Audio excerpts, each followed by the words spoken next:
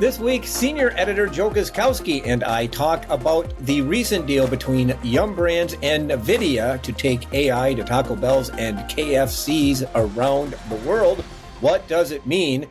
Olive Garden reported earnings today and had some really good news for those of you worried about the state of full-service restaurants. And get ready for Luckin Coffee in the United States. Later, Joe talks about Wonder on Tech Check.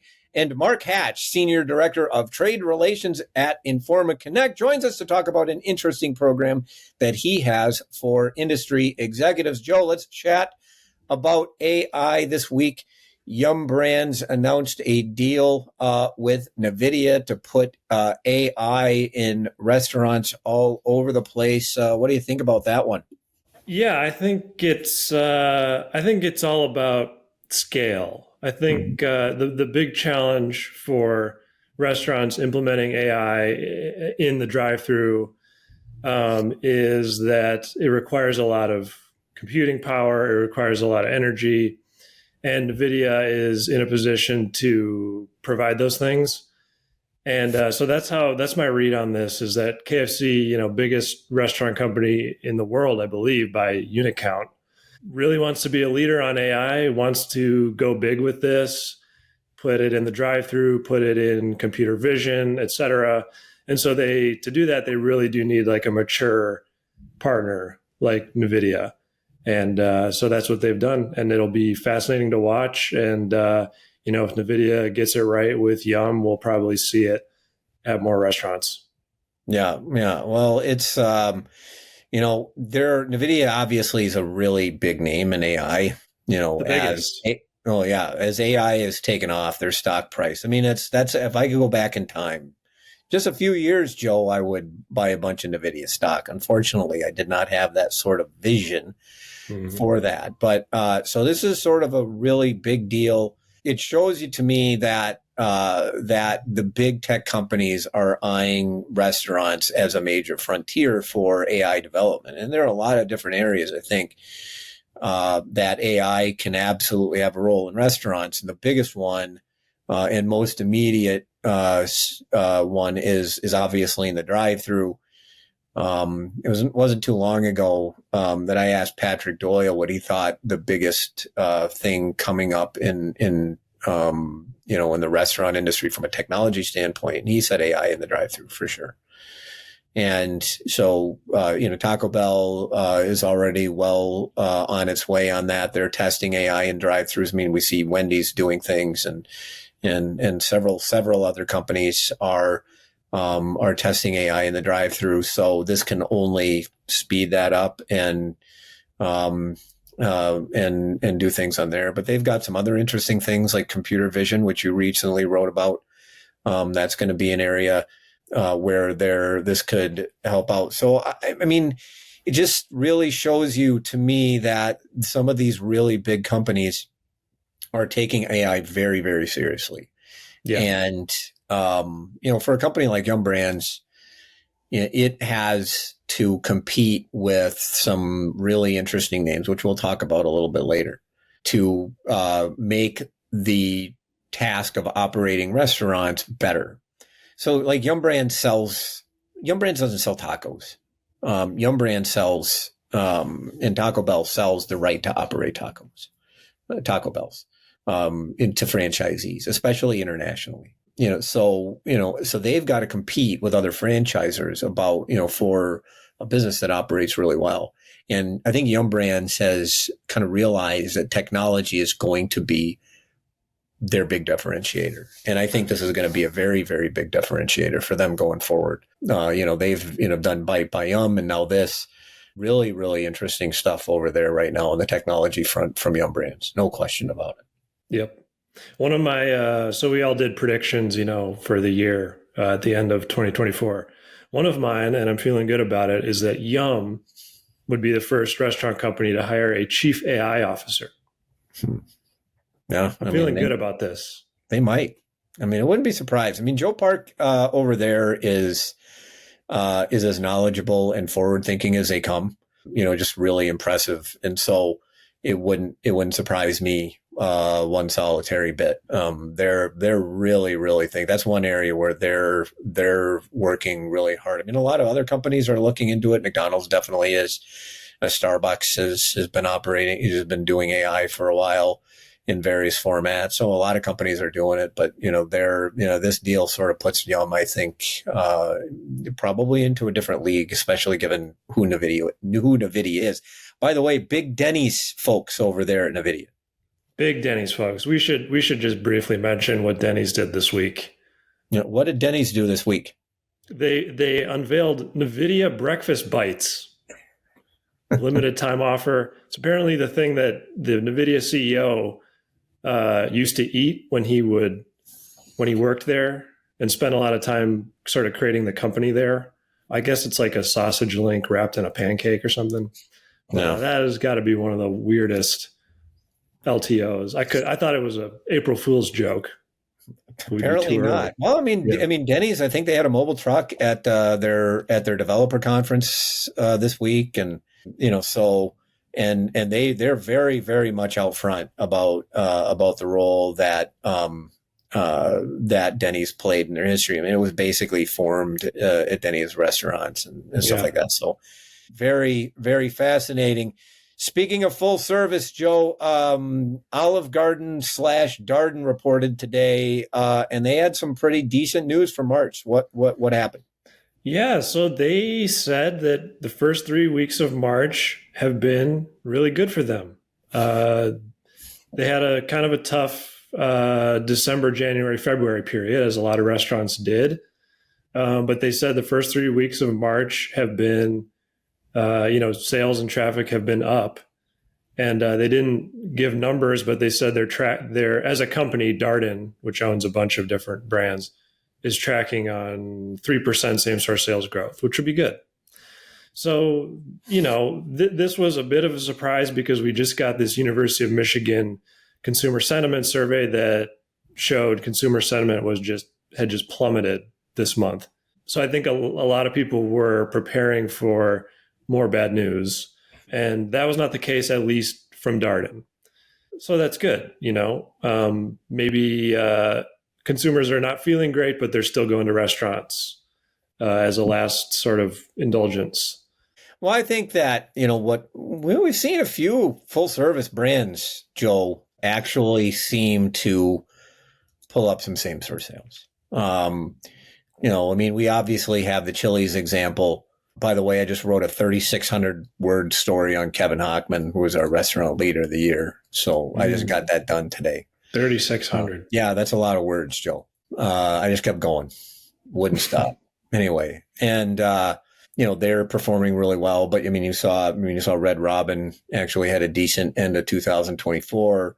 BJ's, probably the biggest surprise. Well, Chili's was in a stratosphere of its own because 30%, good God. But BJ's was a big surprise to me, doing 5.9, something like that. Mm-hmm. And really doing it in much the same way, using its Pizookie, its dessert as sort of an anchor, to a value offer. Really good, really good strategy they're cooking up, there. I've got a couple thoughts on this. I think, we've been talking for a couple of years about consumers wanting value and how value is not just about price. And I think what we may be seeing is consumers making this calculation that I can go to Chili's or BJ's or Red Robin, maybe spend 15, 20 bucks on a meal, but I'll get service. I can have a couple of beers. The food is maybe a little bit better than I would get at a fast food chain. And I wonder if that's what we're seeing in full service now. The consumers are actually seeing it as a better value than fast food, which was kind of Chili's whole argument. I also wonder if the success of Chili's is sort of like lifting all the boats. People are like, oh yeah, going out to eat is fun. We went to Chili's, had a great time. Let's go to BJ's this weekend. I have no evidence to support that, but it does make me wonder. Yeah. Well, maybe, but why isn't Applebee's doing better? Yep, that's a good I point. mean, That's a good point. that's the one thing. That's the one little because I mean, I'm sort of thinking about the same, sort of thinking the same thing. Really, is because I mean, look, the fact is that the restaurant industry, and I've been talking about this actually. It was a major subject of this week's A Deeper Dive podcast, for instance, with Lisa Miller, which is, the U.S. restaurant business has gone so much into this whole idea of getting people in and out of digital orders. We see people talking about we need to get 100% digital orders, which I'm starting to think no. So you're getting all this. We got to get all these digital orders. We've got to just effectively treat people like cattle in our business, like manufacturing businesses or omni-channel retailers, essentially. And when in reality, the restaurant business is about people coming in and having a good time and enjoying themselves. And they're starting, there is a sense to me that the United States consumer is starting to realize that, with the amount of they pay to go out to a fast food chain or even a fast casual chain, they can go out and have a sit down meal, and enjoy themselves, and if the service is really good. And I think that, that was one of the big lessons for Chili's. It's, really all these brands we're talking about have been focusing on operations. Chili's focused on it intensely. BJ's is focused on it. Red Robin is definitely focused on it. And then we know that Olive Garden has an operations culture, and that matters. Texas Roadhouse, operations culture. If you're going to go in, you can get people in for a couple of weeks with some good marketing campaign. Anybody can do that. But, keeping them is important. So people do want to have a good time and get something for their money. So I think you're right. But I don't think the money is evenly spent. And not everybody is winning. But so I don't disagree with you, but it would, there are just too many names out there that are not doing very well. A new coffee concept might be coming to the United States, Joe. It's called Luckin Coffee. Let me tell you a little bit about this brand, because as you're a tech person, you cover technology, and you're younger, so that means you love technology. That's right. Yeah, that's true. I'm going to stereotype you, Joe.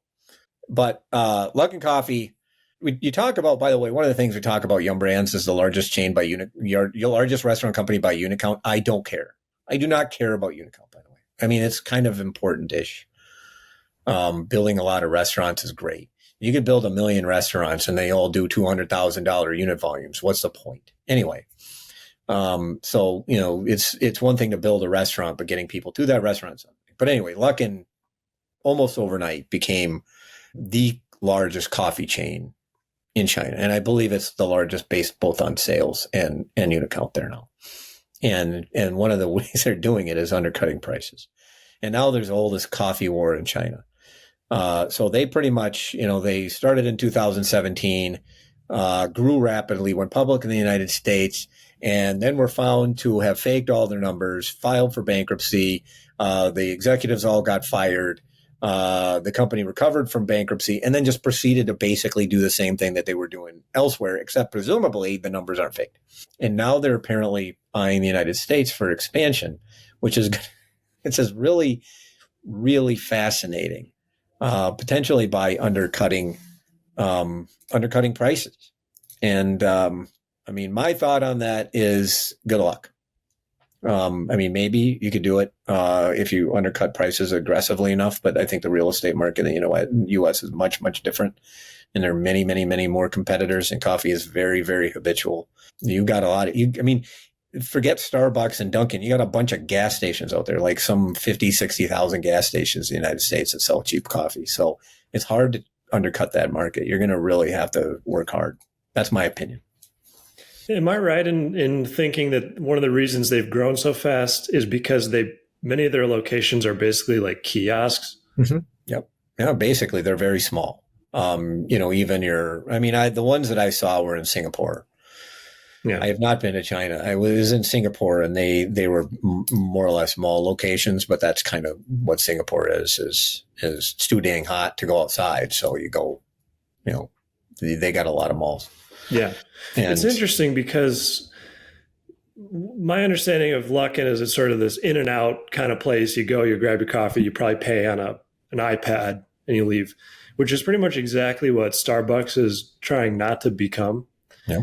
And so I wonder if part of Starbucks calculation there is like, are we going to see sort of a division in the coffee market where it's like you've got your Dutch Bros and Scooters and Luckins on one side where it's just completely convenience oriented, and then Starbucks on the other where there's a little bit more of an experience and a premium kind of atmosphere. Yeah. Yeah. Well, I think the difference with Luckin and Starbucks is Luckin is not calling itself a place where you hang out all day. Right. And I think they do have places like that where you can do it, but it's not their business model. Their business model is, you order via app, and you go in Singapore, I couldn't order at the counter. They wouldn't let me do it. Mm-hmm. My old ass had a tough time dealing with the app in Singapore. And so they're very, very tech oriented. I mean, the coffee's fine. But they're clearly gearing up for global growth. They've been expanding into other countries. The U.S. is the biggest one. They're going to open up a pop-up shop in New York. Yeah. Financial Times said they're going to open up the rest of the year. But yeah, I mean, you might be right. Where on one hand, we do have the convenience-oriented players that are just focused on drive-through and mobile ordering, and that's it. And then and then you're going to have the higher ends, like your Dutch Bros isn't a cheap player by any stretch of the imagination. And they do have a service culture, which is one of the interesting things. It's a drive-through concept, but they do have a very, very significant service culture. And it's worked really well for them, and probably has taken business from Starbucks. Yeah. But, now you're going to get a potential cheap player in the market offering all sorts of technology. And I think that's ultimately the big lesson. And to me, ultimately, the big lesson is you got some really, really tech savvy Asian concepts that are growing with very different business models. And they're gaining massive, massive presence. The next few years, even if Luckin doesn't really do anything in the United States, the next few years is going to be very fascinating to see what comes out of China. Because it's not just Luckin. I mean, Mixu, the tea/ice cream brand, now has more locations, just a fraction of the sales that McDonald's does, but they now have more locations than McDonald's globally, which is interesting. And then you got a bunch of other coffee players coming out there. So it's just really important, I think, for U.S. brands to watch what's coming out of Asia, China specifically, but all over Asia, and with the models that they're going to come out with. It's going to be fascinating. It will be. And, just to kind of bring this full circle, we just finished talking about how U.S. consumers seem to be wanting a little bit more of a human touch in their restaurant concepts. I think China and Asia, the consumers are a little more tech savvy, and the experience is digitized basically. So are those concepts going to work here at a moment where consumers seem to be asking for a little bit more of a balance? Mm-hmm. Yeah, we could see, Joe. Thank you so much for joining me on the podcast. Coming up next, Joe will talk about Wonder and why it just bought a media company. And Mark Hatch will talk about nests and what those are. But first, some message from whatever sponsor our esteemed podcast editor Spoons decides to throw up next. Keep up with what's happening in the restaurant industry with Restaurant Daily. I'm NRN Managing Editor Leanne Zinsmeister. I'm RB Managing Editor Heather Lally. We bring you a specific look of what's happening in the restaurant world from brands like McDonald's, single unit mom and pop shops, and hot button issues like inflation, tariffs, and more. Start your day right with the Restaurant Daily podcast every weekday on Apple Podcasts, Spotify, YouTube, or wherever you get your podcasts. And be sure to subscribe to never miss an episode.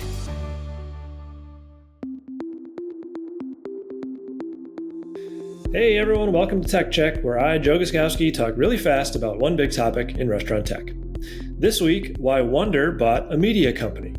Wonder, the food hall / delivery / meal kit company founded by billionaire entrepreneur Mark Lowry, last week acquired Tastemade, a company that makes cooking videos and foodie TV series. The initial response from many was, huh? Wonder is ostensibly in the business of operating restaurants and delivering food. What does that have to do with entertainment? The answer is advertising. Tastemade makes most of its money by selling ads to big companies like Coke and Pepsi. Wonder believes it can give those companies more places to sell ads, such as in its recipes and meal kits and in the Grubhub delivery app, which it also owns. The company says more advertisers are looking for these sort of end-to-end campaigns that allow them to reach consumers at different parts of the buying journey. With Tastemade, Wonder can now offer that. For Wonder, ads will become a new source of revenue, and a likely very profitable revenue at that. It's part of the company's plan to become a, quote, super app for mealtime, or in other words, a large, diversified e-commerce company along the lines of Amazon or Walmart. To do so, Wonder will need to get a lot of moving parts working together, and at a more basic level, it will have to run successful restaurants. All right, I'm here with Mark Hatch. Mark, welcome to the podcast. Hey, it's good to be here. Thanks for having me. I appreciate it, Jonathan. All right, so first off, tell us exactly who the hell you are. Oh, where do I start? So Mark Hatch, head of trade relations and Nest engagement for Informa. So what do? Make friends, eat at restaurants, build conferences, fine-tune our conferences, and then just kind of business development, like building new events, networking with restaurant executives, kind of my sweet spot. That's how I pay the bills. Right. So you meet people and hang out at restaurants. What a terrible job you have. So tell us about tell us about Nests. That's what you're on here for. Tell us about Nests. Yeah, so I'm pretty excited about this. I would say about 2 years ago, just after having conversation after conversation with different restaurant executives at RLC or the show or FS Tech, the common theme was, Mark, the greatest value proposition you can add is just having peer-to-peer information exchange. So if I'm a CFO and I'm sitting next to another CFO and I can just have a conversation for 15, 20 minutes, uninterrupted, kind of a safe space, we can find viable solutions together. And so I thought, I'm in a position where I have a great network. It's been 10 years of daily having conversations with different restaurant chain executives. I got the resources and the platform. So I want to just bring together restaurant executives. Let's take our very much appreciated supplier partners, just ask them to step out so they can have a safe space or a nest where like-minded individuals can come together and just take on the industry challenges collectively. And we've just seen incredible things. It started with just a CIO group, and now it's evolved into 300 members. I think we have 120 or 30 of the top 250 chains, and we're navigating the rough seas of the industry together, and it's been incredible. So you have multiple Nests. How many of them you have now total? We have 9. So we have 2 CIO groups. We have a CMO, COO, CFO, 2 CEO president groups. We have a global supply chain group, and then we have a founders group, and we're building a culinary group. We're also building an HR group, and more to come. It looks like we're going to end up splitting some of the groups as well, just because it's reaching kind of max capacity, around 30 per group. Mm-hmm. What do these people get out of it? Well, so the way that we do it is,